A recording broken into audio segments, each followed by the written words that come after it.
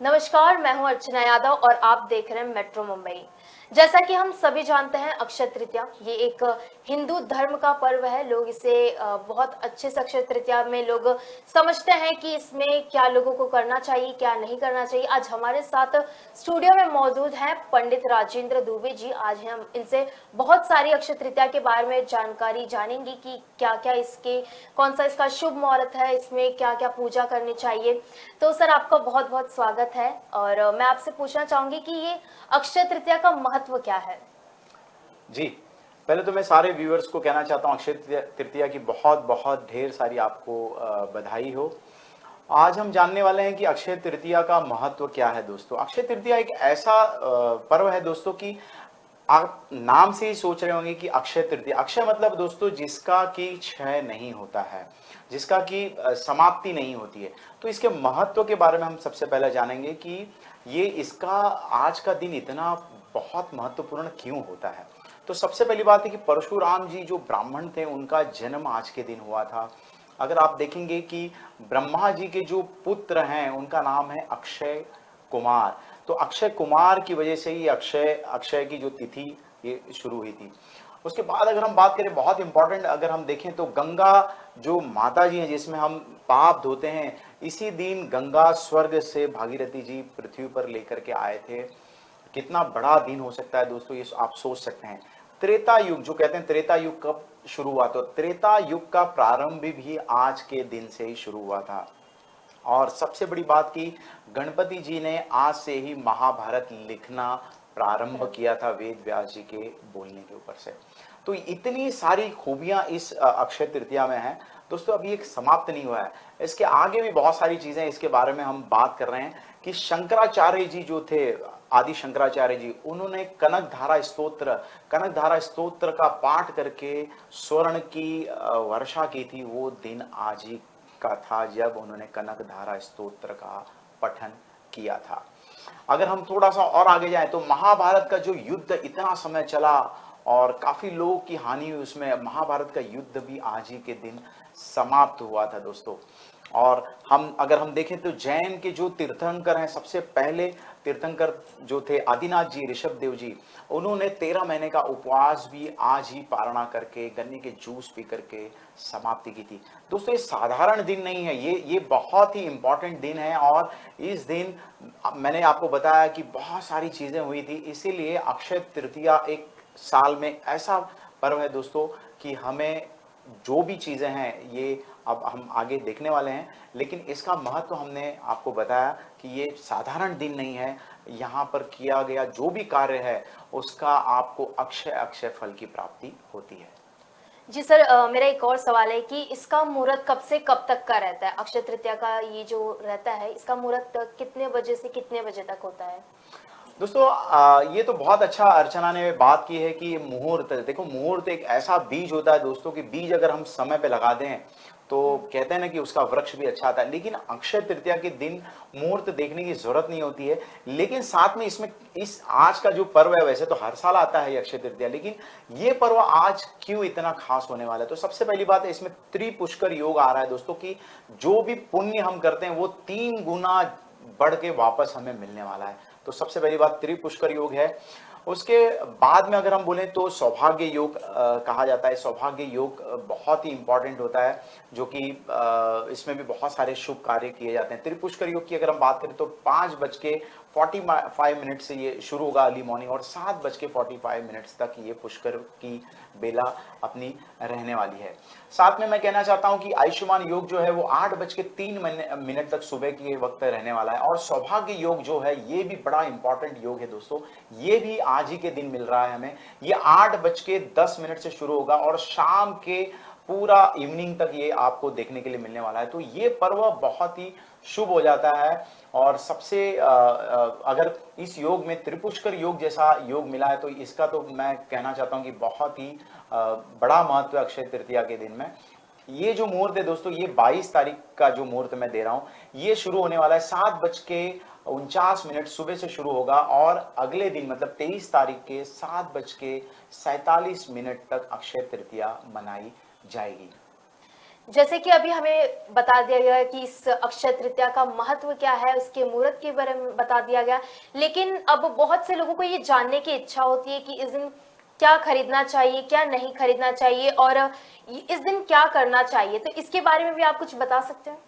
जी बिल्कुल, आज तो ये बड़ा पावन दिन होता है और आज के दिन क्या करना चाहिए दोस्तों, ये सबके लिए सवाल है। सब लोग द्वंद्व में कि हमें करना क्या है, और बहुत सारे लोग जो चैनल देख रहे हैं तो अक्षय तृतीया शायद बहुत सारे लोगों को जानकारियां नहीं होती है, लेकिन आज ये मुंबई मेट्रो की तरफ से हम ये एक सारे लोगों को मार्गदर्शन मिले, इसी के लिए हम ये प्रोग्राम बना रहे हैं। तो सबसे पहली बात होती है कि आज के दिन लक्ष्मी जी का जो पूजा है वो हमें अवश्य करनी चाहिए, क्योंकि लक्ष्मी का ही दिन होता है आज। लक्ष्मी की पूजा करने से हमें बहुत सारा आशीर्वाद प्राप्त होता है। दूसरा, गणपति जी का आज आह्वान आपको अवश्य करना चाहिए, गणपति का भी पूजन आपको सर्वप्रथम करना चाहिए। ये करना ही हमारे शास्त्रों में इसका विधान कहा गया है। साथ में माँ लक्ष्मी को आज मखाने की जो खीर होती है दोस्तों, वो खीर का भोग आपको अवश्य चढ़ाना चाहिए, जिससे माँ लक्ष्मी प्रसन्न होती है, बहुत सारा आशीर्वाद आपको देती है।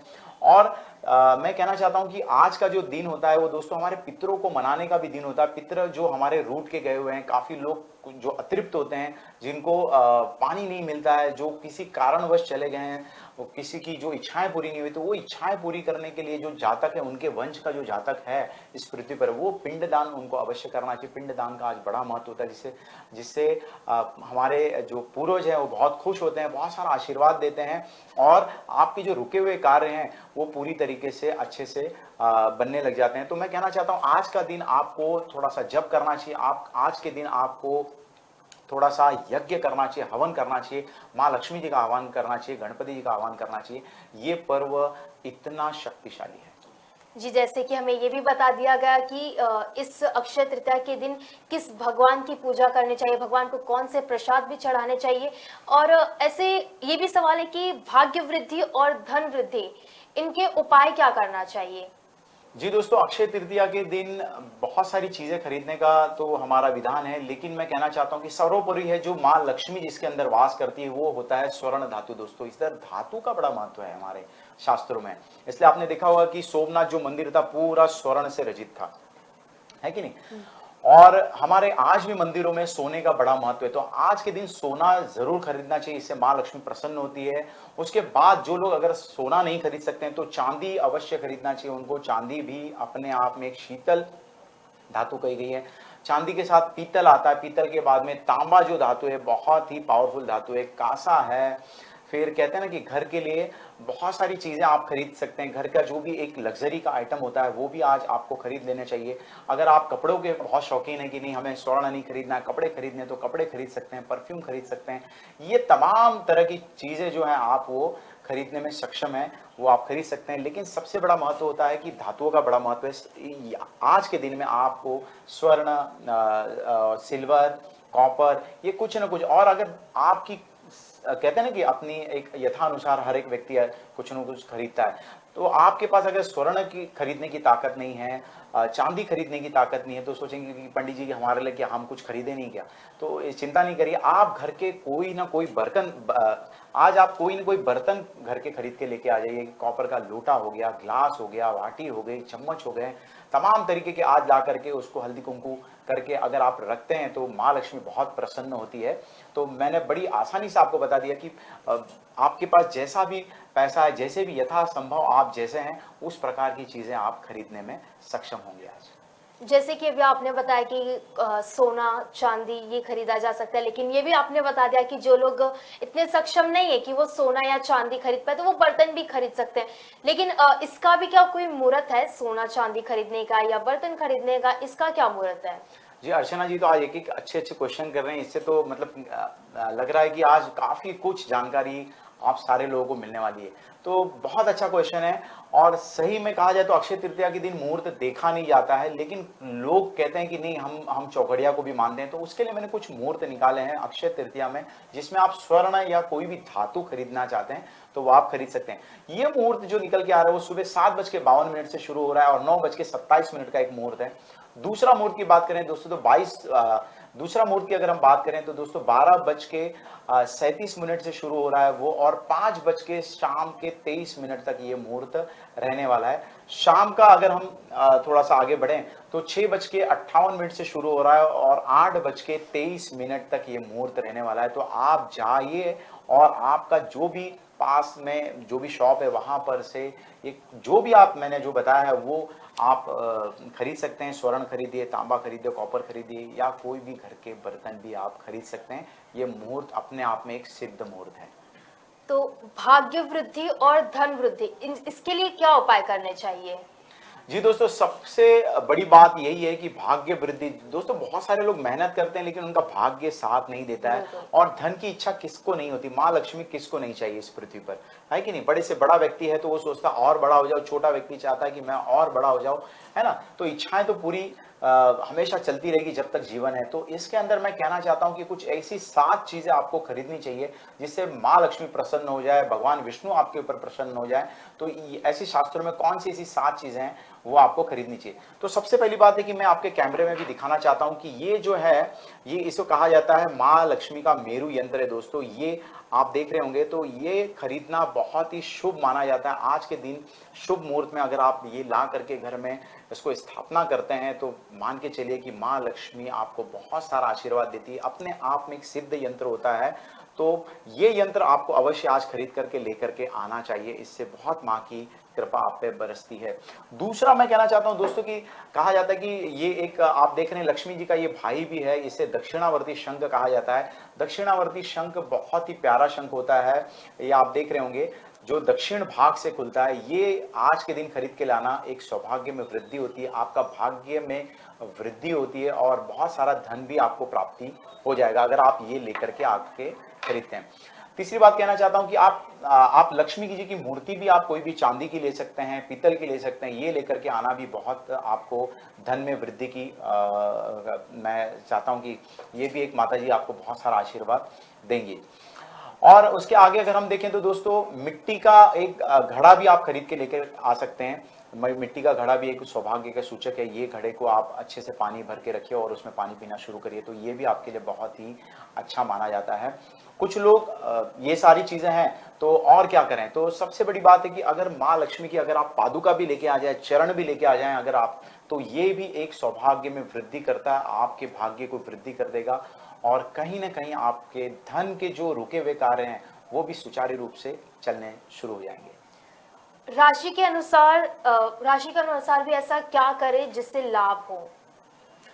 जी दोस्तों, सब लोग सोच रहे होंगे कि सबके बारे में बता रहे हैं लेकिन हम राशि वाले लोग क्या करें, क्योंकि 12 राशियां कही गई हमारे शास्त्रों में। तो 12 राशि वाले लोग को अपसेट होने की जरूरत नहीं है। आज हम बताने वाले हैं कि कौन सी राशि वाले कौन से धातु खरीदें जिससे उनके भाग्य में वृद्धि हो और उनके रुके हुए कार्य समाप्त हो जाएं और उनको बहुत सारी सफलता उनको मिले।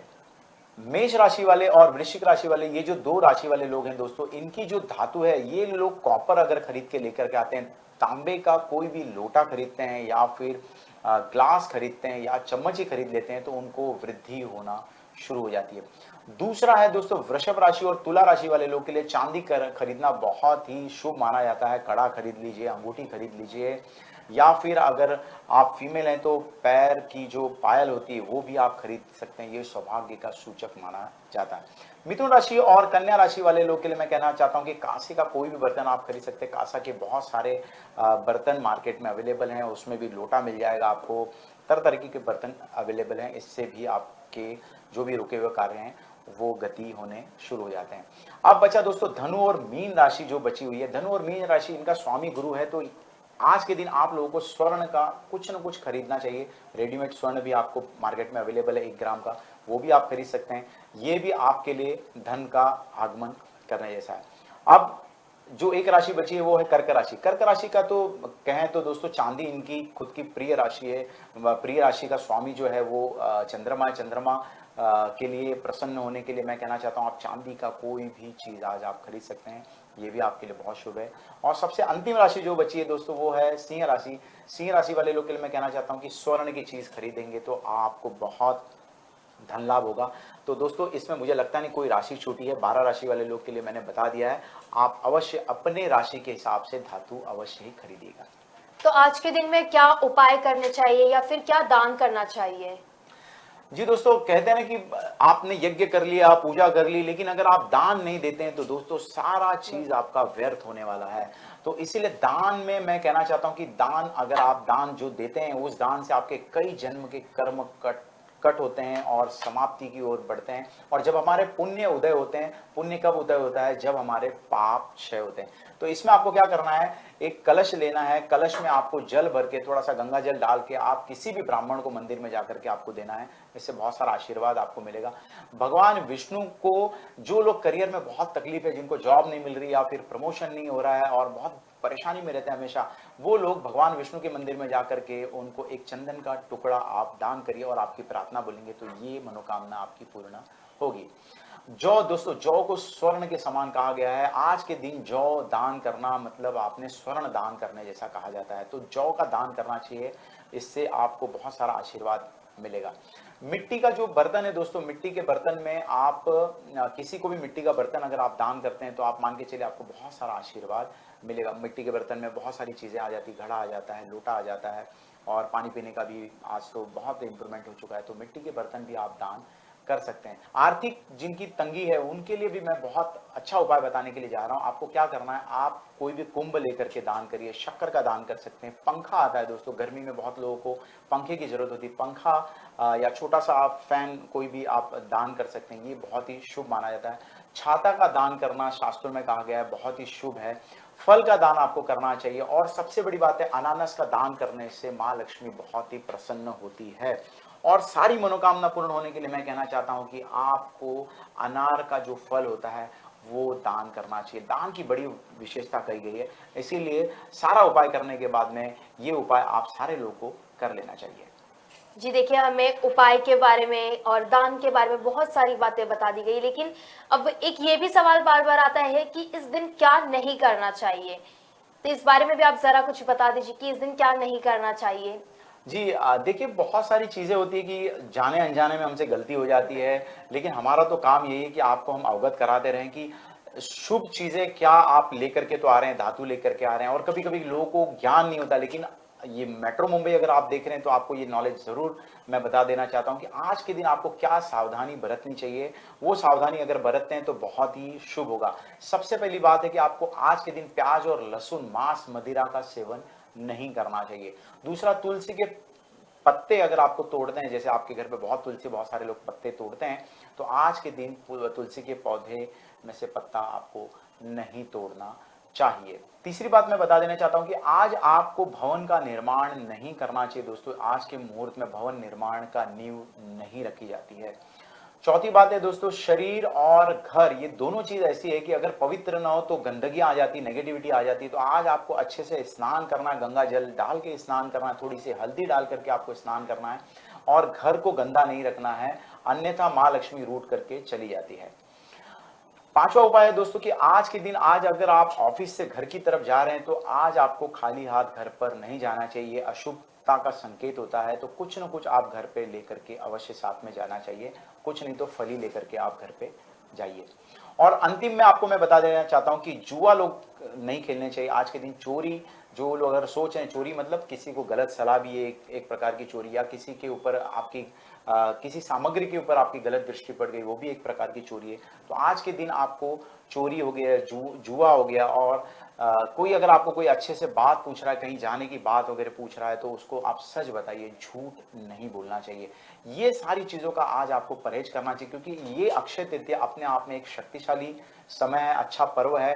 ये दिन में जो भी आप करेंगे वो कई जन्मों तक आपके काम आने वाले हैं। कई जन्मों के पुण्य आज आप ये छोटे से उपाय करके, छोटा सा दान करके, और जो ये मैंने सारी चीजें बताई है वो अगर आप अपने जीवन में उतारते हैं तो मान के चलिए आपका लोक भी सुधरेगा और परलोक भी सुधरेगा। जी देखिए, आपने बहुत सारी बातें बता दी, लेकिन अभी भी लोगों को कहीं ना कहीं ये कंफ्यूजन रहता है कि ये 22 तारीख को अक्षय तृतीया है या 23 तारीख को है। तो आप भी, ये जो लोगों का कंफ्यूजन है कि कौन से दिन रहेगा, 22 को या 23 को, तो ये भी बता देंगे दर्शकों को तो बहुत बेहतर रहेगा। जी, अब प्रोग्राम का अंतिम पड़ाव है तो ये ज़रूर है, बहुत लोगों को कन्फ्यूज़न था कि है अभी भी कि 22 तारीख या 23 तारीख। दोस्तों तिथि का बड़ा हमारे शास्त्रों में महत्व कहा गया है, तो बहुत सारे साधारण लोग सोचते हैं कि 2 दिन कैसा है, ऐसा नहीं होता दोस्तों। कुछ-कुछ पर्व ऐसे होते हैं जिसमें त्रिव्यापनी योग कहा जाता है और वो त्रिव्यापनी योग जिस दिन हो उसी दिन अक्षय तृतीया मनाई जाती है। तो 22 तारीख को त्रिव्यापनी पूर्णतः हमारे शास्त्रों में वर्णित है, वो हमें मिल रही है। लेकिन 23 तारीख की सुबह तक वो सिर्फ और सिर्फ 7:47 के अंदर ही समाप्त हो रहा है, तो पूरा दिन हमको अक्षय तृतीया के लिए मिलने वाला नहीं है। इसीलिए इस पर्व को 22 तारीख ही शास्त्र ने कहा गया है, 22 तारीख को आपको ये अक्षय तृतीया मनाया जाना चाहिए। अब सबसे बड़ी बात है कि 5:15 जहां सूर्योदय होगा, मतलब 23 तारीख को ये सूर्योदय जो होने वाला है वो ईस्ट में आसाम में होगा दोस्तों, बंगाल की तरफ होगा। जो पूर्वी राज्य हमारे देश में लगे हुए हैं वहां पर अक्षय तृतीया 23 तारीख को मान्य हो सकती है और होने वाली भी है, लेकिन वो अक्षय तृतीया सिर्फ 7:47 तक ही मान्य रहने वाली है। इसीलिए ये जो हमारा जो मुंबई का समय है, साउथ में है, फिर आप नॉर्थ साइड चले जाइए तो यहाँ पर 22 तारीख ही जो त्रिव्यापनी योग बना हुआ है वो 22 तारीख को ही बन रहा है। तो हम लोगों को पूजा पाठ, यज्ञ, हवन और जो दान है वो 22 तारीख को ही संपन्न कर लेना चाहिए। इसके अंदर मन में कोई भी आपकी दुविधा नहीं होनी चाहिए कि 23 तारीख को है या 22 तारीख को, हमें अक्षय तृतीया 22 तारीख को ही मनानी चाहिए। आपका बहुत बहुत धन्यवाद। आपने हमारे दर्शकों को अक्षय तृतीया का महत्व बताया, उस दिन क्या दान करना चाहिए, क्या नहीं करना चाहिए, किस भगवान की पूजा किस प्रकार से की जानी चाहिए, भगवान को कौन से प्रसाद चढ़ाने चाहिए। बहुत सारी ऐसे तमाम बातें इसमें आपने बताई हमारे दर्शकों को। उन्हें भी ये जानकारी कहीं ना कहीं कुछ ना कुछ जानकारी रह जाती है, उन्हें नहीं पता, लेकिन आपने जितने भी सवाल थे वो उन सभी को बता ही दिए इन सवालों में। तो आपका बहुत बहुत धन्यवाद हमारे साथ जुड़ने के लिए और तमाम बातचीत के लिए। तब तक के लिए देखते रहिए मेट्रो मुंबई। धन्यवाद।